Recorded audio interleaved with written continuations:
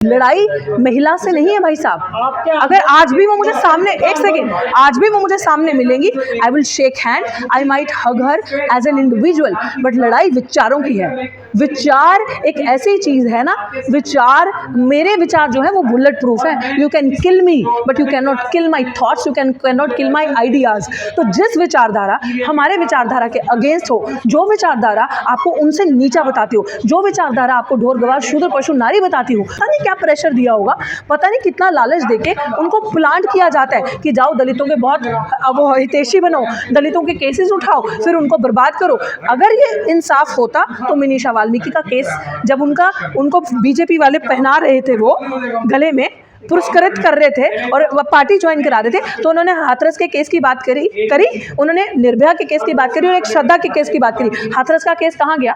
Madam सीमा जी को वो पहनाते हो, हाथरस का केस कहाँ गया? मेरा अपना ही समाज के जो बुद्धिजीवी लोग जो अपने आप को बताते हैं कि हम बहुत सो कॉल्ड इंटेलेक्चुअल्स हैं, हम समाज का भला करते हैं, सोशल जस्टिस पे अगर किसी को भाषण देना हो तो 2.5 घंटे बिना पानी पिए वो भाषण दे सकते हैं, लेकिन जमीन पे वो लोग खाली हैं। इसीलिए डॉक्टर तो वहाँ इतने दिन से संघर्ष कर रही है। आपके आंदोलन से एक और नाम निकला है, राहुल नागपाल जी का, लगातार वो लोग देख रहे हैं उनको, उनकी भी चर्चा है कि कांग्रेस से उनको बुलंदशहर का टिकट मिलने वाला है। मैं तो कहती हूँ बहुत अच्छी बात है मेरे साथी, मैं तो सबका चाहती हूँ कि जो इंसान ईमानदारी से समाज के लिए लड़ रहा हो, सड़क पे मजबूत हो, अगर उसको टिकट मिल रहा है वो आगे जा रहे हैं, बढ़ रहे हैं, लेकिन टिकट कहाँ से मिल रहा है, टिकट कौन दे रहा है, किस पार्टी में जा रहे हो, उस पार्टी में आप अपना वजूद कैसे रखते हो, उस पार्टी के अंदर आप दलित आदिवासी बहुजन समाज की बात कैसे रखते हो, या उनके रंग में रंग जाते हो और वहाँ जाके बस खूंटे से बंधना ही है। दोनों चीज़ों में फ़र्क है। आप अगर किसी पार्टी में जा रहे हैं, अगर आपको चूज़ करना है कि जिस पार्टी की विचारधारा ही आपके समाज के खिलाफ हो, विपरीत हो, जो पार्टी आपके समाज का जो विचारधारा आरएसएस बीजेपी की है, अगर आप उस पार्टी में जाके शामिल हो रहे हैं तो आई एम सॉरी, मैं उस चीज़ को सपोर्ट नहीं करूँगी, उस चीज़ का विरोध करूँगी, क्योंकि वो विचारधारा आपकी विचारधारा से कभी मेल नहीं खाएगी। वो ऐसा हो गया कि जैसे खूंटे से बाकी बंदे आप भी बन जाओ।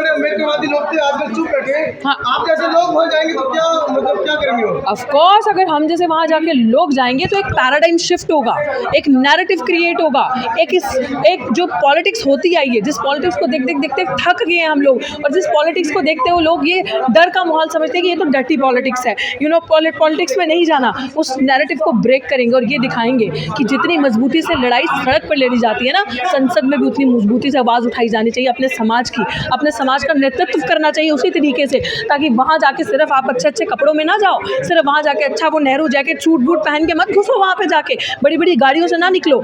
आप लोग जब वहाँ पे जाओ तो अपने समाज के हकों की बात करो, अपने समाज में जो बर्बादाएं हुई हैं, जो जस्टिस डिलेड, जस्टिस डिनाइड आपके साथ होता रहता है, उसकी बात करो। SC/ST एक्ट को जिस तरीके से खंड करके ख़त्म की जा रही है, एक धारा उसको इम्प्लीमेंट करवाने की बात करो। दलित आदिवासियों के बच्चियों के साथ जो रेप होता है, जो शोषण होता है, उनकी जो ज़मीनें छीनी जा रही है, उन हक अधिकार की बात करो। और simple philosophy in which I believe, जिसकी जितनी संख्या भारी उसकी उतनी हिस्सेदारी, यही चीज़ होनी चाहिए।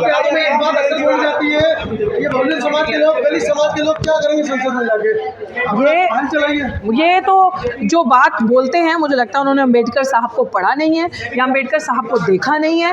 उन्होंने, अगर आप अम्बेडकर साहब को देखते हो तो बहुत कुछ सीखने को मिलता है कि कहाँ से उठ के एक बच्चा जिसे पानी नहीं पीने दिया जाता था, जिसे स्कूल के बाहर बिठा के पढ़ने का वो दिया जाता था, वो बच्चा एक ऐसा नागरिक बन के निकला, एक ऐसा इंटेलेक्चुअल, एक ऐसा जिसको शायद हमारा दुर्भाग्य है भारत देश का, जिन्होंने उन्हें सिर्फ दलित नेता कह दिया, लेकिन ऐसे इंटेलेक्चुअल को जिसकी कदर विदेश ने करी, जिसके स्टैचू समानता के प्रतीक के विदेश ने लगाए, तो जब आप उन्हें सूट बूट में देखते हो तो हर बच्चे का सपना होना चाहिए कि जिस तरीके से बाबा साहिब ने पढ़ाई करी और पे बैक टू सोसाइटी कहा, आपको समझाया। बाबा साहिब ने पे बैक टू फैमिली नहीं किया ना, अपना पूरा सरबंस कुर्बान कर दिया, 4 बच्चे खो दिए।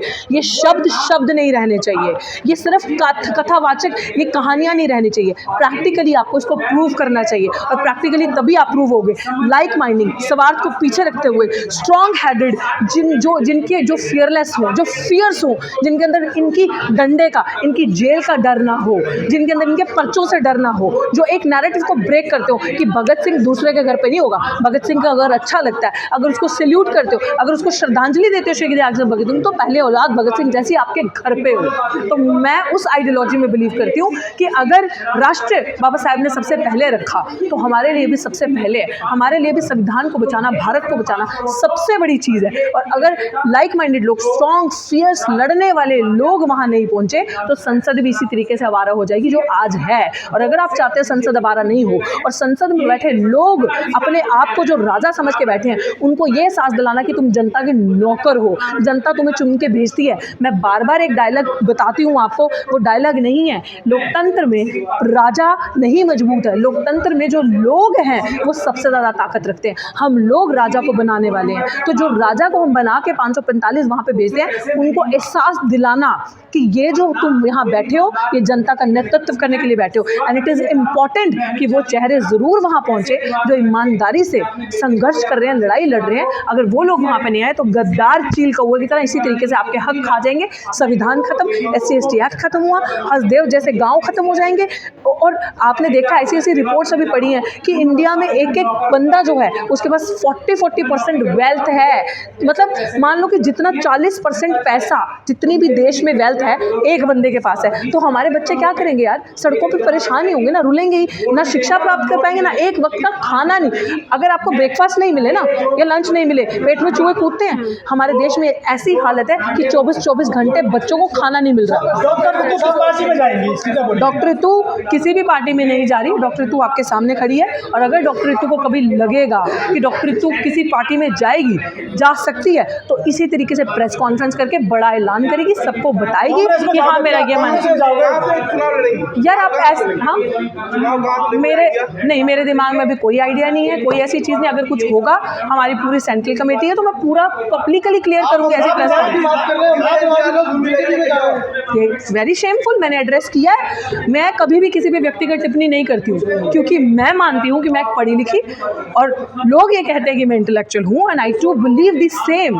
तो अगर मैं उस क्राइटेरिया में फिट इन होती हूँ so it is against my personality कि मैं किसी की व्यक्तिगत टिप्पणी करूँ। But it is important to question, नाम लेके गद्दारों को, चोरों को जिन्होंने हमारे समाज का हक खाया।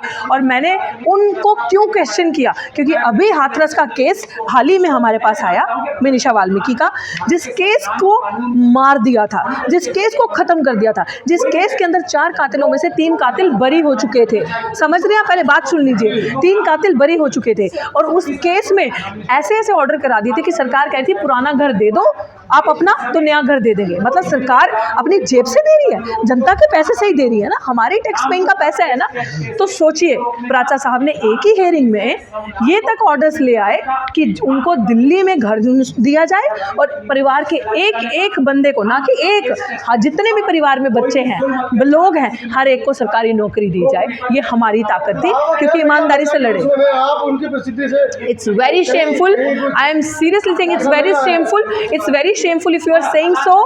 प्रसिद्धि मेरे मायने में वो नहीं है जो इसी के कमरों में है। प्रसिद्धि मेरे मायने में वो है समाज के लिए काम करना। प्रसिद्धि मेरे मायने में वो है कि लड़ाई महिला से नहीं है भाई साहब। अगर आज भी वो मुझे सामने, एक सेकेंड, आज भी वो मुझे सामने मिलेंगी, I will shake hand, I might hug her as an individual. But लड़ाई विचारों की है। विचार एक ऐसी चीज़ है ना, विचार, मेरे विचार जो है वो बुलेट प्रूफ है। You can kill me but you can not kill my thoughts, you can not kill my ideas. तो जिस विचारधारा हमारे विचारधारा के अगेंस्ट हो, जो विचारधारा आपको उनसे नीचा बताती हो, जो विचारधारा आपको ढोर गवार शूद्र पशु नारी बताती हो, जो विचारधारा आपके अंदर टैलेंट नहीं बताती, जो विचारधारा आपके मेरिट को क्वेश्चन करी है, जो विचारधारा अम्बेडकर पे सवाल उठा रही है उनके मेरिट पे, उस विचारधारा से लड़ाई है। उस विचारधारा से मैं कभी भी एक नहीं हो सकती। और आप बड़ा बड़ा डंका बजाने वाले, मैंने उन पे क्वेश्चन नहीं किया, मैंने ये क्वेश्चन किया कि हमारे लोगों को बरगला के पता नहीं क्या प्रेशर दिया होगा, पता नहीं कितना लालच देके उनको प्लांट किया जाता है कि जाओ दलितों के बहुत वो हितैषी बनो, दलितों के केसेस उठाओ, फिर उनको बर्बाद करो। अगर ये इंसाफ होता तो मिनिशा वाल्मीकि का केस जब उनको बीजेपी वाले पहना रहे थे वो गले में, पुरस्कृत कर रहे थे और पार्टी ज्वाइन करा रहे थे, तो उन्होंने हाथरस के केस की बात करी, उन्होंने निर्भया के केस की बात करी और एक श्रद्धा के केस की बात करी। हाथरस का केस कहाँ गया? मैडम सीमा जी को वो पहनाते हो, हाथरस का केस कहाँ गया? तो मेरा सवाल इस चीज से है, कहाँ गया? दिल्ली कैंट का केस भी हमारे पास है, दिल्ली कैंट नांगल कैंटोनमेंट का केस भी महमूद प्राचा जी लड़ रहे हैं, कहाँ गया? इसीलिए मैं कह रही हूँ भाई साहब, आप प्लीज ईमानदार मीडिया है और मैं हाथ जोड़ के आपके सामने की बात बोलती हूँ, हमारी लड़ाई व्यक्ति से नहीं विचारों से है और विचारों की ही हमेशा लड़ाई रहेगी। आंदोलन क्या हुआ? मेरा आंदोलन बड़ी मजबूती से चल रहा है, राष्ट्रव्यापी आंदोलन की तैयारी हो रही है। मेरे आंदोलन में हमने अपनी मुहिम बदली है, हमने वो कोई भी रूढ़िवादी हो जाए, चाहे एक जो स्टीरियोटाइप है कि वहाँ बैठ के हम लोगों ने एक नई मुहिम अपनाई है। लोग हमारे पास आ रहे थे, लोगों को डराने की कोशिश करी, लोगों पे पर्चे करने की कोशिश करी, 144 धारा खाली एक दलित महिला के लिए वहाँ लगाएगी। अब मैं लोगों के पास जा रही हूँ, मैं लोगों के पास अभी बिल्कुल पकोड़े भी तलूंगी। कुछ चीज़ें हैं जो पकोड़े तलने में अभी 2-3 दिन के अंदर आपके पास आएगा, बहुत अच्छा सरप्राइज आपको मिलेगा। अभी आलू कच्चे नहीं है, आलू पकाने भी जानती हूँ अच्छे से। पकोड़े की बड़ी जल्दी आपके पास रियलिटी सामने आएगी कि पकोड़े क्यों नहीं 2-3 दिन का होल्ड रख के क्यों नहीं तले जा रहे। और दिल्ली विश्वविद्यालय का आंदोलन अब जगह जगह पहुंच रहा है। अब दिल्ली विश्वविद्यालय में जो नौकरी नहीं न्याय का आंदोलन जो है वो इतना मजबूत हो चुका है कि लोगों ने ये मुहिम अपने घर घर, गांव गांव, जिले जिले, एकेडमिक्स में, कॉलेजेस में उठा लिया है। अब लोग इस लड़ाई को कॉलेजेस में लेकर जा रहे हैं, अपने जिले में छोटा छोटा प्रदर्शन करके लोगों को जागरूक कर रहे हैं, सविता रॉय का चेहरा दिखा के, वाइस चांसलर का चेहरा दिखा के, और राष्ट्रव्यापी बड़े आंदोलन की तैयारी हो रही है। आप बस अपनी इस बच्ची में नहीं, रुकिए, काटिए मत, पहले बात पूरी सुनिए। ये नहीं कि आपको मसाला मिल गया तो खत्म। मैं जो बात कह रही हूँ उस बात को सुनिए कि जब मैं ये चीज़ कह रही हूँ कि एक राष्ट्रव्यापी आंदोलन की तैयारी हो रही है और डॉक्टर ऋतु आपको विश्वास दिलाती है, एक ही चीज़ आपसे मांगती है कि सब कुछ जेल है, 10-10 FIR झेल रही हूँ, बस यही चीज़ कहूँगी कि अपनी बच्ची पे विश्वास रखना। आपकी बच्ची आपका विश्वास कभी नहीं तोड़ेगी। और ये विश्वास इसलिए बोल रही हूँ कि नौकरी नहीं न्याय चाहिए की मुहिम डॉक्टर ऋतु के लिए नहीं है, उन गद्दारों के लिए कि दोबारा अगर इससे हाथ लगाएं या इसे हाथ लगाएं तो सोचे डॉक्टर ऋतु जैसा हाल हो जाएगा, सोचेंगी डॉक्टर ऋतु जैसा इतिहास दोहराया जाएगा। टिकट कहाँ से लेंगे आप ये बताइए? मैं टिकट आपके घर से लूंगी, देंगे हैं? सब लोग जा रहे राजनीति में, क्या डर है आपको? मुझे तो कोई डर नहीं है। प्राचा जी गए, भानु जी गए, आप लोग तो बड़ी अच्छी बात है, प्राचा जी को तो हम भेज रहे हैं, हमने फैसला लिया है। मैं वाक्यों के बारे में नहीं कह सकती, वाक्यों को मैं इतना नहीं जानती पर्सनली, मैं उनको पर्सनली जानती हूँ। बिल्कुल नहीं, बिल्कुल नहीं। 3 महीने से कर रहे थे। इतनी खूबसूरत प्रेस कॉन्फ्रेंस में आपको सब बताया कि एक मॉडल जो है वो प्रेजेंट किया जा रहा है, किस तरीके से उन्हीं का टूल उन्हीं के सामने यूज़ करके उन्हीं को वहाँ से हराया जाएगा, ये एक मॉडल पेश किया जा रहा है। फर्स्ट फेज़ का ही क्यों चुना? इसीलिए कि बाकी फेज़ में EVM से चुनाव हो, और बहुत सारी ऐसी चीज़ें हैं जो अनफोल्ड होंगी आपके सामने फ्यूचर में। और विश्वास रखें, एक एक चीज़ प्रेस कॉन्फ्रेंस करके आपको बताई जाएगी, कोई भी चीज़ आपसे छुपाई नहीं जाएगी, क्योंकि आपको बताई जाएगी ताकि जनता तक वो मैसेज पहुंचे। तो जो भी मेरा भी फैसला होगा आपके सामने रखा जाएगा। नहीं तो मैं भगोड़ी हूँ, नहीं तो मैं डरती हूँ किसी के भी बाप से, वो आपको नहीं कह रही, वो इन सरकारों को इशारा है। नहीं तो मैं इनके पर्चों से डरती हूँ, ना इनकी जेलों से डरती हूँ। आपके सामने आपकी बच्ची खड़ी है, फैसला आपके हाथ में होगा। शुक्रिया।